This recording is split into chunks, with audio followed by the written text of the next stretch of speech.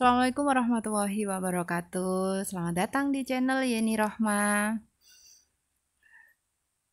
Buat kalian yang baru tahu channel ini, jangan lupa ya klik tombol subscribe. Oke, pada video kali ini Bu Yeni akan menjelaskan operasi aritmatika fungsi. Yang mana materi ini merupakan materi prasyarat yang harus benar-benar kalian pahami supaya kalian bisa menyelesaikan materi pada bab komposisi dan inverse fungsi, yang mana materi ini merupakan materi kelas 10 matematika wajib yang diberikan pada semester genap. Oke, jadi di sini yang perlu kalian ingat yakni tentang operasi aritmatika fungsi. Nah, sifat yang mana? Oke, silakan diperhatikan ya. Nah, di sini jika ada fungsi fx, gx, dan hx merupakan suatu fungsi aljabar, maka nanti akan berlaku 4 sifat. Sifat yang pertama dinamakan sifat komutatif penjumlahan, yang mana kita tahu komutatif sendiri itu adalah A ditambah B, maka nilainya akan sama dengan B ditambah A. Sama, dia juga seperti itu kalau pada aljabar. Berarti di sini fx ditambah gx, maka nilainya akan sama dengan gx ditambah fx.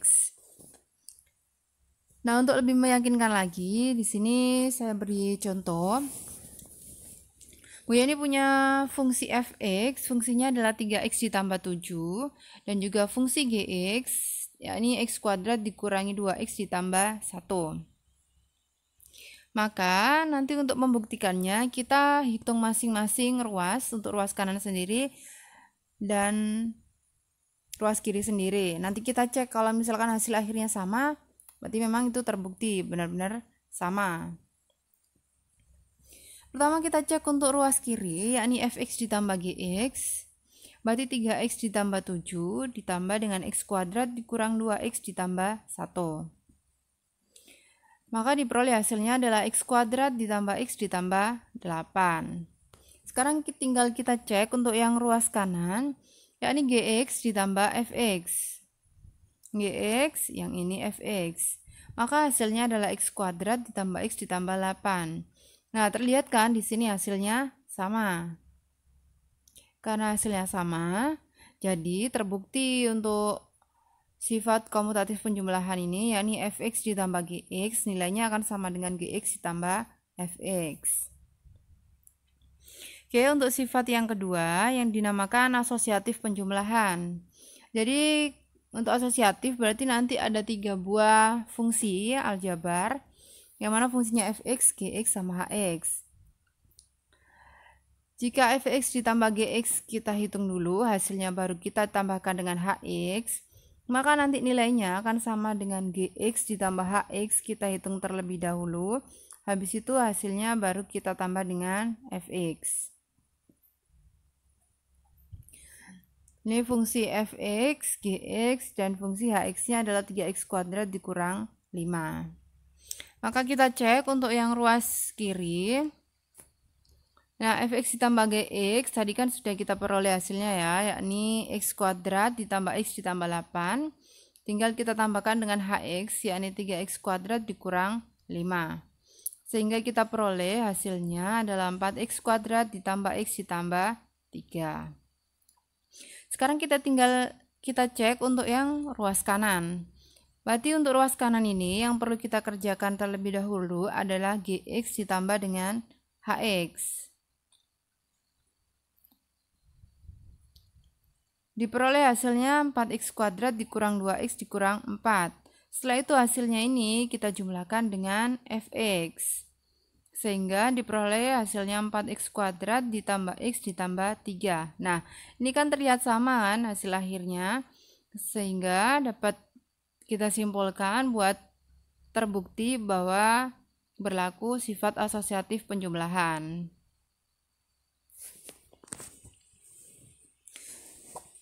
Sifat selanjutnya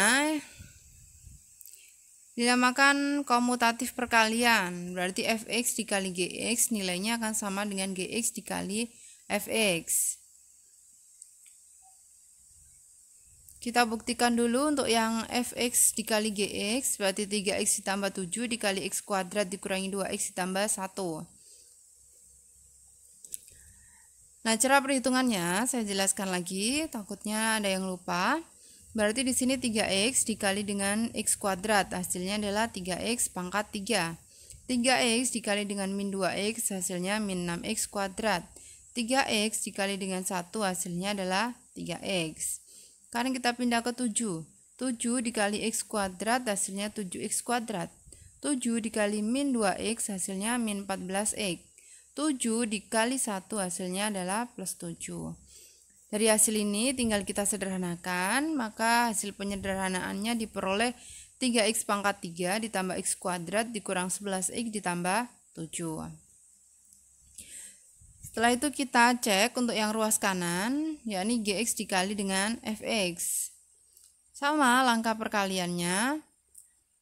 Nah, ini hasilnya setelah disederhanakan diperoleh 3x pangkat 3 ditambah x kuadrat dikurang 11x ditambah 7. Nah, terlihat sama kan? Sehingga terbukti berlaku sifat komutatif perkalian. Oke, berarti di sini kita sudah punya 3 sifat ya. Untuk operasi aritmatika fungsi. Sifat yang terakhir dinamakan asosiatif perkalian. Kita cek untuk yang ruas kiri, berarti fx kita kalikan gx dulu. Tadi kita sudah dapat hasilnya, yakni 3x pangkat 3 ditambah x kuadrat dikurang 11x ditambah 7. Kita kalikan dengan 3x kuadrat dikurang 5. Maka hasil akhirnya 9x pangkat 5 ditambah 3x pangkat 4 dikurangi 48x pangkat 3 ditambah 16x kuadrat tambah 55x dikurangi 35. Sedangkan kita cek yang dari ruas kanan, ini hasilnya. Nah, hasilnya sama kan? Antara ruas kanan sama ruas kiri. Jadi dapat disimpulkan berlaku terbukti untuk sifat asosiatif perkalian. Nah, itu yang perlu kalian ingat kembali tentang sifat operasi aritmatika fungsi. Sedangkan yang kedua, kalian harus mengingat kembali tentang cara untuk menentukan daerah asal atau sering kita sebut sebagai domain pada sebuah fungsi operasi aljabar. Nah, di sini jika fx dan gx merupakan sebuah fungsi dengan df merupakan domain dari fungsi f dan dg merupakan domain dari fungsi g, maka akan berlaku yang pertama, f ditambah gx. Kalau ada penulisan seperti ini sama saja artinya dengan fx ditambah dengan gx. Kalau ada fx ditambah gx, maka untuk mencari domain f ditambah g, dia sama saja dengan domain f diiriskan dengan domain g. Selanjutnya, jika ada pengurangan, yakni fx dikurangi gx, maka domain untuk fungsi f dikurangi fungsi g, yakni merupakan irisan dari domain fungsi f diiriskan dengan domain fungsi g. Yang ketiga, jika fungsi fx dikali dengan fungsi gx, maka untuk domainnya fungsi f dikali g adalah irisan dari domain f diiriskan dengan domain g. Sebenarnya untuk penjumlahan, pengurangan, dan perkalian, ini cara mencarinya sama-sama diiriskan. Cuma bedanya di sini untuk pembagian. Kalau ada fungsi fx dibagi dengan fungsi gx, maka mencari domain f dibagi g,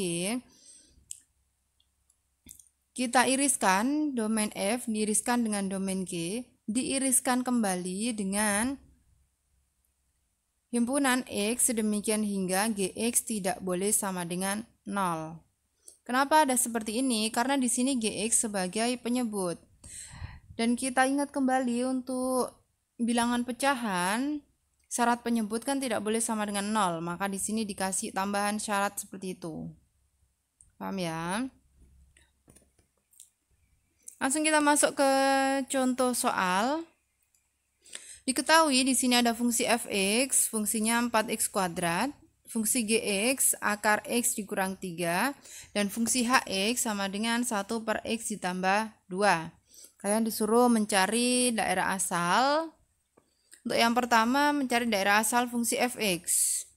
Kita tahu fungsi fx adalah 4x kuadrat. Sehingga untuk fungsi fx ini terdefinisi untuk setiap nilai x.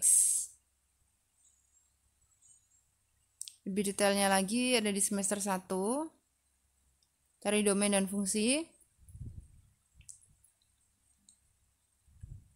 Pada video saya sebelumnya juga saya jelaskan lebih detail. Sehingga dapat domain fungsi f sama dengan x sedemikian hingga x elemen bilangan real.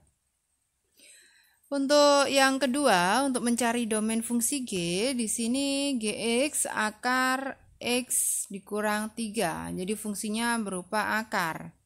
Kita ingat syarat untuk akar itu adalah bilangan yang berada di dalam akar nilainya harus lebih dari sama dengan 0. Sehingga di sini fungsi gx akan terdefinisi untuk setiap x dikurang 3 lebih dari sama dengan 0.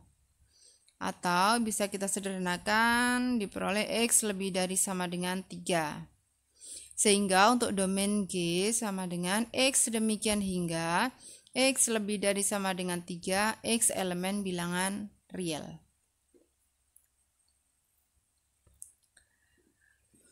Untuk yang C, kalian disuruh mencari domain atau daerah asal dari fungsi hx. Di sini hx berupa bilangan pecahan atau 1 per x ditambah 2. Saya ingatkan kembali untuk syarat bilangan pecahan penyebutkan tidak boleh sama dengan 0. Sehingga fungsi hx akan terdefinisi untuk setiap x ditambah 2 tidak boleh sama dengan 0. Atau kita sederhanakan jadi x tidak boleh sama dengan min 2. Sehingga dari keterangan ini dapat kita peroleh untuk domain H adalah x demikian hingga x tidak boleh sama dengan min 2 dan x elemen bilangan real. Paham ya, ini kuncinya. Jadi kalau kalian ketemu fungsi disuruh mencari domain, maka kalau operasi fungsi berarti kan nanti ada dua buah fungsi baik dijumlahkan atau dikurang atau dikali atau dibagi. Maka perlu kalian cari masing-masing dulu ya dari domainnya. Selanjutnya yang D, kalian disuruh mencari domain dari fungsi f ditambah dengan fungsi g. Tadi saya jelaskan kalau mencari domain fungsi fx ditambah dengan fungsi gx berarti tinggal kita cari irisan antara domain fungsi f diiriskan dengan domain fungsi g. Sebelumnya sudah kita peroleh perhitungannya, yakni domain dari fungsi f adalah x elemen real, domain dari fungsi g adalah x lebih dari 3. Setelah itu tinggal kita cari irisannya. Kalau x elemen R kan berarti semua angka memenuhi. Dan untuk yang ini x lebih dari sama dengan 3 kan berarti hanya x lebih dari 3 yang memenuhi. Berarti yang memenuhi di dua-duanya kan hanya x lebih dari sama dengan 3. Sehingga kita peroleh domain untuk fungsi f ditambah dengan fungsi g adalah x sedemikian hingga x lebih dari sama dengan 3, x elemen real. Yang E,